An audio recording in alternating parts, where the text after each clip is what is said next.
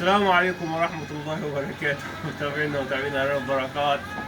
الفيديو ديت أنا عامله من كتر التعب، من كتر التعب والله يا جماعة، عشان كده حاطط إيدي على الحيطة فاهم إزاي؟ وتعبان. هيقولوا يا عبد الفتاح أنت تعبان من إيه؟ أقول لك تعبان من موضوع السلالم، من موضوع السؤلان على السلالم. الموضوع ديت تعبني جامد، مش تعبني انا جسديا مثلا او تعبني مثلا نفسيا او كلام من ديت. لا، ربنا يعافينا من الايه، من التعب الجسدي والنفسي يا رب العالمين. لا، تعبني من ايه؟ من اللي انا عايز اوصل معلومه للناس ونعرفهم يعني ايه سلاله، بس مش عارف، لان في ناس ياما ماشيه ورا نظام قديم قديم قديم قديم خالص، يعني بقاله سنين السنوات، خدت بالك؟ ولسه مقتنعين بيه لغايه دلوقتي. عشان كده محدش فيهم بيكمل في مشروع الارنب، محدش فيهم بيعمر في مشروع الارنب، محدش فيهم عارف يكسب من مشروع الارنب. اوعك تقول لي اللي انا مربي الارنب دي منظره، خدت بالك؟ انا بحب الارنب بس مربيه عشان كده. ايه معنى كده؟ مش معنى كده الماديات وانت راجل مادي، لا، الفلوس اللي هي سنة الحياة اللي هي بتخلينا نشتغل، بتخلينا عشان نصرف على عيالنا ونصرف على بيوتنا وماشي ومنبقاش محتاجين لحد. انا شغال ليه في الارنب؟ عشان ربنا يرضيني منه، طبعا كل حاجة بفضل من ربنا عز وجل، وربنا هو اللي براضي، دي بس ما الا وسيلة اللي هو مدخل لي رزقي، بس الرزق الاساسي اللي ربنا هو اللي مدخله لي. وطبعا هو ده الكلام اللي تعبني، اللي لسه لغايه دلوقتي يا جماعه في ناس بتسال على موضوع السلاله. ازاي بتسال؟ يقول لك يا عم طب ما عادي السؤال عادي. لا يا باشا، دي القصه قصه تانية خالص. ايه هي القصه التانية خالص؟ لغايه دلوقتي مثلا 20% هو اللي مستجيب للكلام وهو اللي عارف يعني ايه سلاله، و80% مهما تشرح له ومهما تفهم فيه هو مش هنقول بقى، مش هنجيبوا حاجه بقى الناس ما بتفهمش والكلام ده، لا، كل الناس على راسنا من فوق اقسم برب الكعب، بس ايه، مش عايز توصل لهم المعلومه، متمسك بالنظام القديم، متمسك باسم السلاله ولون السلاله، بيفكر الاسم هو دي بقى النقطه ايه، عشان الناس تعرف انت ليه تعبت من السلاله. لسه لغايه دلوقتي الناس واخدين اسم الارنب ولون الارنب هو الاساسي في نجاح المشروع. يا نهار ابيض، هنقعد لغايه امتى نتكلم ونقول يا جماعه ولا الاسم ولا اللون مرتبط بنجاح المشروع؟ الاسم واللون يا جماعه مش مرتبط بنجاح المشروع. ايه اللي مرتبط يا عم عبد الفتاح بنجاح المشروع؟ اللي مرتبط بنجاحك في المشروع ويخليك تكمل، خدت بالك؟ الصفة. الناس اللي هي عندها خبرة في الأرنب يقول لك الكلام ده. أنا عندي بابيو أهو، خدت بالك؟ بابيو ده الناس تشوفه هو بابيو بفراشة 100 مفيش أي مشكلة. عندي كمان يعني عندي بابيونات ياما، خدت بالك؟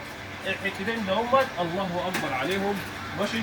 بص الأرنب، يعني بص يا أبو معتز، أرنب الظهر عامل ازاي، ودان كبيره، فراشه، لون الارنب حلو وشعرته ناعمه، ارنب نظيف.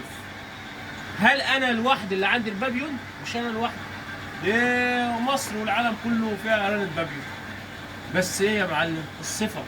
واحد دلوقتي انا متاكد مليون في المية من الناس اللي هتتفرج على الفيديو هيقول لك انا عندي البابيون مش شغال، واحد يقول لك انا عندي البابيون شغال، واثنين ثلاثه يقول لك البابيون زي الزفت عندي، واحد واثنين ثلاثه يقول لك البابيون 10/10 عندي. طب ايه بقى الفرق؟ ايه بقى في القصه ديت؟ ودي بياكل علف نظيف ودي بياكل علف نظيف، ودي عنده تهويه ودي بتظبط تهويه، وكل حاجه متظبطه عند دي ودي، بس الصفه في ايه بقى المشكله عند ديت وديت؟ المشكله اللي المعلم ديت عنده صفه في الارنب زي الزفت، والمعلم دي عنده صفه حلوه، مغروس فيها الصفه اللي هي الجينات الوراثيه من التهجين ومن السلاله القديمه اللي هي كانت طالعه منها.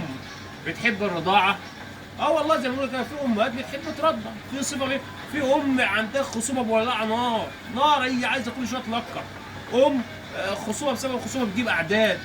عندها صفه فيها الجينات بتاعت التحويل اللحم عندها متنشطه، بتحول بسرعه، عندها هرمون بتاع التحويل ديت، اول ما يلقط في ارنب وتولد ارنب تلاقي الارنب عمال يتنطط منها، خدت بالكم يا جماعه؟ دي القصه في ايه؟ في الصفه، القصه مش في اللون. الناس اللي ماشيه ورا اللون والناس اللي ماشيه ورا، واحد يقول لك انا عايز ارنب اوزلندي مش عارف ايه، وواحد يقول لك عايز ارنب بابيون مش عارف يكون فيه ايه وايه. خدت بالك يا باشا؟ بص طلع سوا، السلاله البيور ديت على راسنا من فوق، سلاله ليها احترامها وليها تقديرها، اللي هي السلاله البيور. يعني مثلا انت عندك البابيون، هل في بابيون بيور؟ اه في ارنب بيور. خدت بالك؟ في ارنب بيور. بس ايه القصه؟ ارفع الارنب. في ارنب بيور يا جماعه وارنب محترم، بس الارنب البيور ده ارنب حساس بمعنى الكلمه. هل الارنب بيور بس يا عم بيستحمل، بس ليه معامله خاصه، ليه معامله خاصه يا جماعه. الارنب البابيون البيور دي ليه معامله خاصه، عايز معامله معينه، عايز اقفاص معينه، عايز تهويه معينه، عايز تبريد معين عشان يشتغل معاه. هل احنا في مصر هنا والمربيين عندهم المتاح لكده؟ ما عندهمش. انت راجل عايز تدفع فلوس وتكسب وتتراضى وتلاقي حاجه تديك انتاج، تستحمل شويه حر معاك، تديك تحويل لحم يكون سريع، اعداد، فاهم ازاي؟ الكلام ده كله تستحمل معاك الجو، تستحمل معاك البيئه اللي انت مربيها فيها، البطاريه، العيون الصغيره، الكلام ده كله لو اتاخرت عليها شويه تستحمل معاك. هو دي الارنب الهجيني اللي هو محسن، اللي الواحد مثلا انا عندي او عند واحد تاني او عند واحد تاني، الناس اللي مهتميه بالصفه الوراثيه، زي ما احنا مثلا مهتمين بالصفه الوراثيه، في ناس مهتميه بالصفه الوراثيه. خدت بالك؟ دي الارنب اللي اشتغل. طيب انا اضرب لك مثلا، هو في عن كلام انا بقى انا بقول الهاي بلاس، الهاي بلاس دي تشد تحتيه 300 خط. انا شايف ان هو رقم واحد في التحويل. انا راجل كده شايف الهاي بلاس رقم واحد في التحويل. طيب هو رقم واحد يا عم عبد الفتاح، طب انت ما بتربوش ليه؟ اقول لك انا راجل عايز اكسب وعايز نسبة انتاج عالية، وهتقول لي ما الهاي بلاس في كده نسبة انتاج عالية ونسبة تحويل عالية. هقول لك بس ناقصه حاجات كتير عن الارنب بتاعنا اللي احنا مأجلينه وغارزين في الصفة بتاعة المناعة، والصفة المناعة شد تحتها 500 خط، المناعة وصفة التحويل وصفة اللي هو يستحمل الحر. لكن الهاي بلس، هاي بلس ما يستحملش الحر نهائيا معاك، ما يستحملش.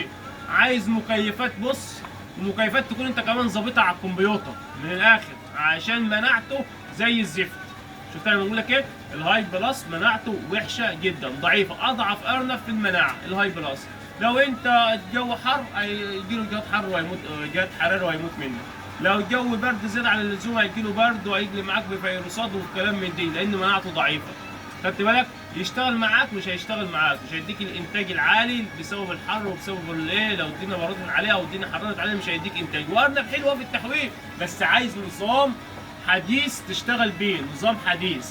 طيب احنا عندنا هنا في مصر مفيش مزارع حديثه، مفيش مزارع حديثه، ممكن تعدهم على ايدك هي واحده ولا اتنين. خدت بالك؟ ومكلفين عليهم تكليف جامد، بس شغالين نظام تاني خالص.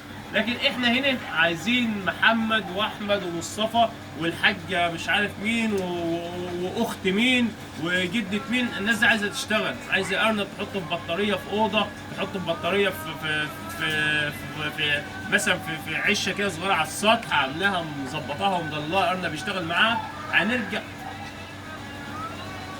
هنرجع للارنب المصري، ماشي؟ الارنب المصري بتاعنا اللي هو يديني تحويل على 60 يوم 2 كيلو، مناعته قويه، خدت بالك؟ الوانه كويسه متعدده الالوان. في هنا ما تسالنيش على الايه، على الاسم ولا على ده، اسالني على ارنب يكون فيه صفه حلوه، لان زي ما قلت لك هتسال على الاسامي، فيها اسامي ياما، بس ممكن يكون الاسم دي اللي هو اسم البابي ومثلا عندنا شغال حلو، عند واحد تاني مش شغال حلو. خدت بالك؟ عايز اسكندريه يكون شغال عندنا حلو وعند واحد تاني مش شغال حلو. ما دي اسكندريه ودي اسكندريه بقى، لو انت بقى راجل ماشي ورا المسميات والمسميات هي اللي هتنجحك. اسكندريه ماليه مصر، بابي مال مصر، بس مش هتلاقي كله زي بعضه. ليه؟ لان انت الصفه الوراثيه مش عندك، مش موجوده في الارنب دي زي الارنب الثاني زي الارنب الثالث. ليه؟ لان احنا بنشتغل على الصفه الوراثيه، بنشتغل على الانتاج، بنشتغل ان احنا نطلع ارنب مناعته كويسه، تحويله عالي. بس يا جماعه هي دي الفكره اللي انا حبيت اوصلها لكم، حبيت اعرفك امشي ورا الصفه اهم ما تمشي ورا اللون والاسم. ويا رب تكون المعلومه وصلتكم، ولو وصلت معايا لغايه هنا صلي على رسول الله عليه الصلاه والسلام. ما تنساش طبعا في اللايك والمتابعه عشان الصفحه تكبر بيكم يا جماعه. والسلام عليكم ورحمه الله وبركاته.